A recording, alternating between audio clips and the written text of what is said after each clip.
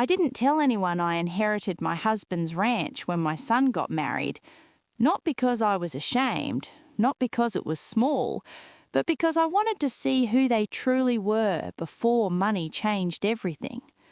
My husband, Daniel, had built that ranch with his bare hands, 2,000 acres stretching under the Montana sky, cattle, horses, water rights, everything paid off. When cancer took him 3 years ago, he left it all to me, quietly, legally, completely. "Don't let them love the land before they love you," he'd whispered near the end.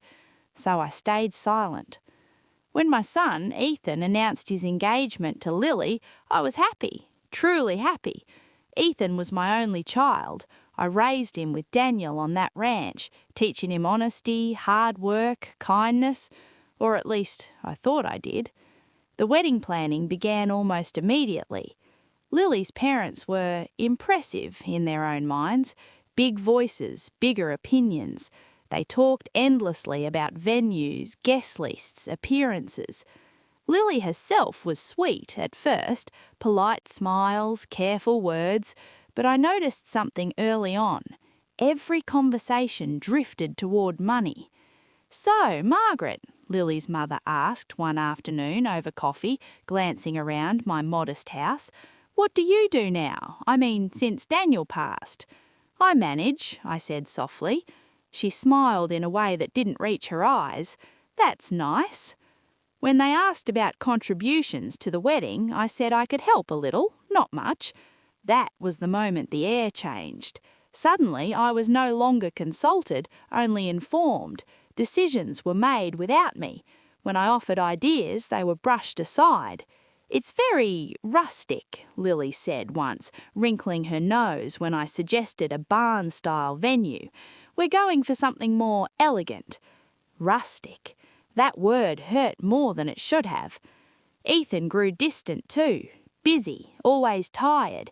When I asked if everything was okay, he smiled quickly and said, "Of course, Mum, you worry too much." The wedding day came fast. I wore a simple navy dress, no diamonds, no statement pieces. I sat quietly in the second row while Lily's parents occupied the front, loud and proud, greeting guests like royalty. During the reception, I overheard whispers. "She's just the widow," someone murmured. "Probably lives off savings," another replied. "Ethan married up," a voice said, not bothering to lower it. I looked at my son laughing at the head table and wondered when I'd stopped recognising him. Then came the speeches.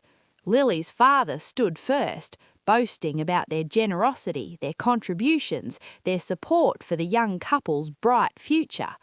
Then Ethan stood. He thanked Lily, her parents, his friends. He didn't mention me.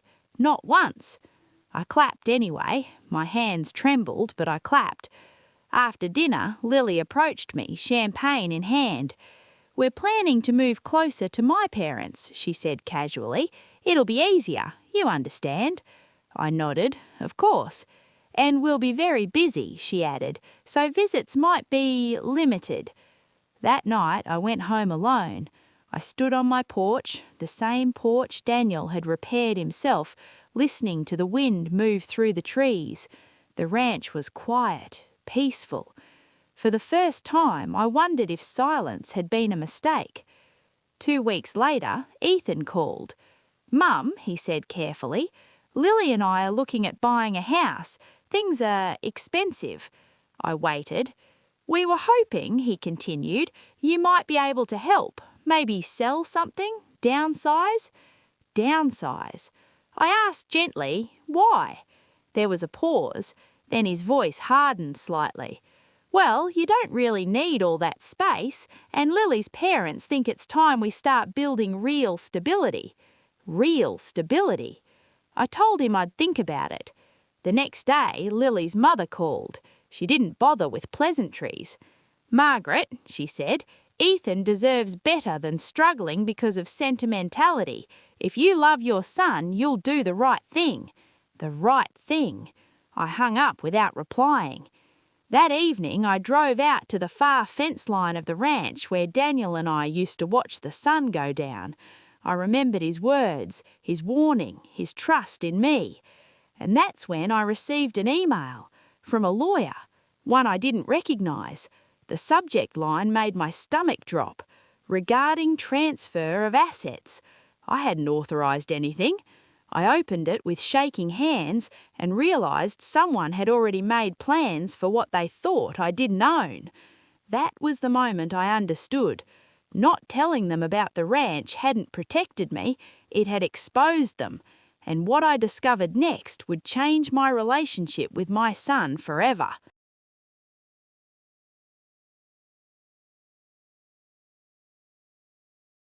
I read the email 3 times before the words truly sank in. Someone, without my knowledge, had contacted a law firm asking about the transfer or liquidation of Margaret Collins' rural property assets for the benefit of Ethan Collins. Benefit. My hands went cold. The lawyer assumed I was already aware, assumed consent had been given verbally, assumed I was simply confirming next steps. I wasn't.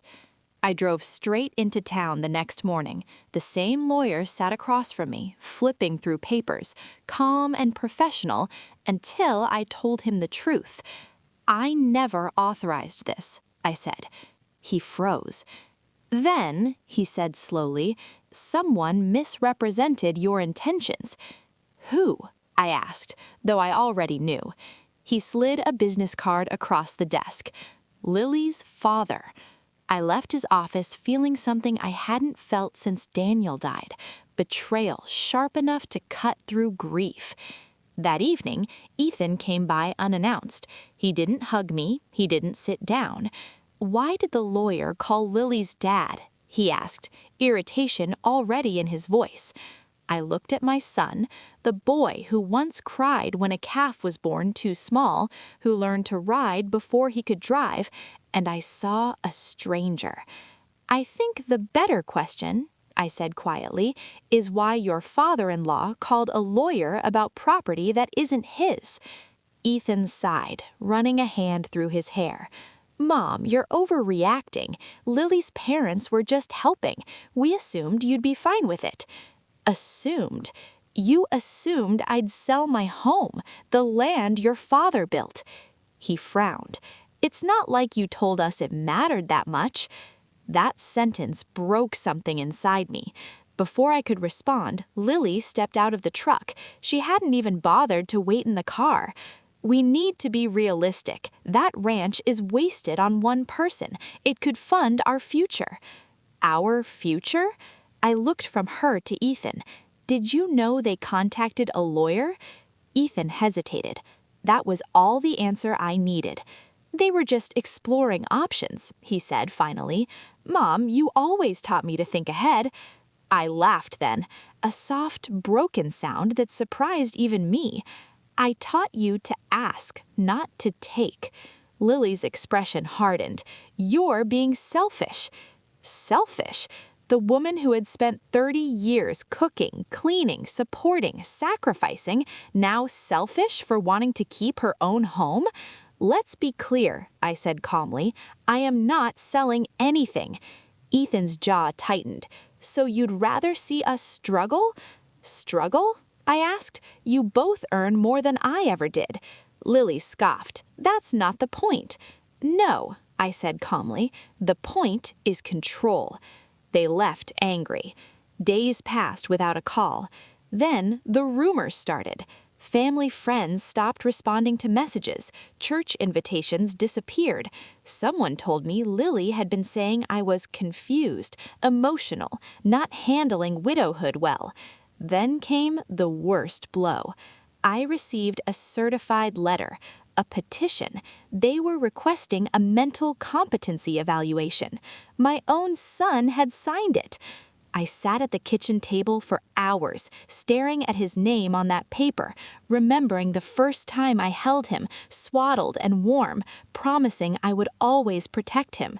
Now he was trying to take everything, from my land to my dignity. That night, I went into Daniel's old office. I opened the safe he'd installed years ago, the one Ethan never knew about. Inside were documents, trust papers, corporate filings, mineral rights, long-term leases. The ranch wasn't just land. It was worth far more than anyone imagined, and it was protected, very protected. Daniel hadn't just built a ranch, he'd built a shield. The next morning, I made a call of my own, not to defend myself, but to prepare, because if they wanted a fight, they were about to learn exactly why Daniel trusted me with everything, and why I was so grateful I never told them what I truly owned. The court date was set for a Tuesday morning. Ethan didn't call. Lily didn't text. Their silence said more than words ever could. I arrived early, dressed simply, carrying a thin folder. No drama, no show. Lily's parents were already there, whispering confidently. Lily sat beside Ethan, her hand resting on his arm like a claim. He wouldn't meet my eyes. When the judge called my name, Lily's attorney stood first, speaking smoothly about concerns, confusion, and a grieving widow unable to manage complex assets. I listened without interrupting. Then my lawyer stood, and everything changed. He didn't raise his voice. He didn't rush. He simply placed documents on the table, one by one. The trust, the irrevocable protections, the medical evaluations I'd completed years ago, voluntarily, the clause triggered by attempted coercion or misrepresentation. The judge adjusted his glasses. "Mrs. Collins," he said, "it appears your husband anticipated this possibility." I nodded. He knew people sometimes mistake kindness for weakness. Lily's father shifted in his seat. Then came the moment I'll never forget. My lawyer addressed Ethan directly. "Did you know," he asked calmly, "that by attempting to declare your mother incompetent, you activated a provision that permanently removes you as a beneficiary?" Ethan looked up sharply. "What?" The room went silent. "You were listed," my lawyer continued, "until this action." Lily's face drained of color. The judge dismissed the petition immediately. But he wasn't done. He turned to Lily's father. "You contacted legal counsel regarding assets that were not yours. That borders on fraud." The word fraud echoed. Outside the courtroom, Ethan finally approached me. "Mom, I didn't know it would go this far," he said, voice shaking. "Lily's parents said—" I raised my hand gently. "This isn't about them anymore. It's about the choices you made." Tears filled his eyes. "I still your son." "Yes," I replied, "but being my son was never a license to take from me." Lily stood behind him, silent for the first time since I'd met her. "I love you," Ethan whispered. "I love you too," I said. "That's why I won't save you from this lesson." I walked away. Weeks passed. The rumors stopped. The calls didn't come. Lily's parents avoided me entirely. Then, one quiet evening, Ethan returned, alone. No anger, no demands, just remorse. "I forgot who I was, and who you are." I didn't forgive him instantly. Love doesn't erase consequences. But I didn't shut the door either. Today, the ranch is still mine. The land breathes. The horses run. The sunsets are just as Daniel loved them.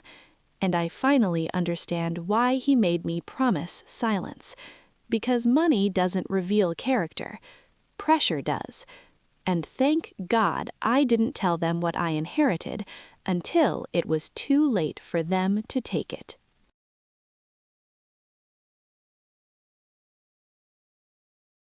I thought the story ended when the courtroom doors closed behind me. I was wrong. True endings don't arrive with noise. They arrive slowly, when the dust settles and people realize what they've lost. Months passed on the ranch, real months, muddy boots, early mornings, aching hands. I threw myself into the land the way Daniel once had. The work healed me in ways revenge never could. Ethan stayed away, not out of anger this time, but shame. Then one afternoon, a familiar truck rolled down the long gravel drive. No fancy car, no Lily, no confidence. Just my son. He stood by the fence, waiting, not crossing it, like a boy unsure whether he was still welcome home. "I didn't come to ask for anything," he said when I approached. "I just needed to see you." We walked in silence, the kind that used to be comfortable before everything broke. "I lost my job," he admitted finally. "Lily and we're separating." I didn't react, not because I felt nothing, but because I felt everything. She said marrying me was supposed to come with security. When that disappeared, so did she. There it was, the truth, stripped bare. I thought money would make me respected. Instead, it made me someone I don't recognize. I stopped walking. Money doesn't change people. It reveals them, including you. He nodded, tears falling freely now. "I betrayed you." "Yes," I said. "I tried to take from you." "Yes." "I hurt you." "Yes." He looked up, terrified. "Is there anything I can do?" I thought of the courtroom, the papers, the silence, the boy I raised and the man he became. "There is," I said, "but it won't be easy." I didn't offer him money. I didn't offer him protection. I didn't offer him forgiveness. I offered him work. The next morning, Ethan awoke before sunrise. He fixed fences, cleaned stalls, lifted hay until his hands bled. He ate with the workers. He listened more than he spoke. For the first time in years, he earned something. Trust. Slowly, painfully. I watched him from a distance, not as a savior, not as a judge, but a mother who finally understood that love without boundaries destroys both people. One evening, as the sun dipped low, he stood beside me. "I remember Dad standing right here. I used to think he was just quiet."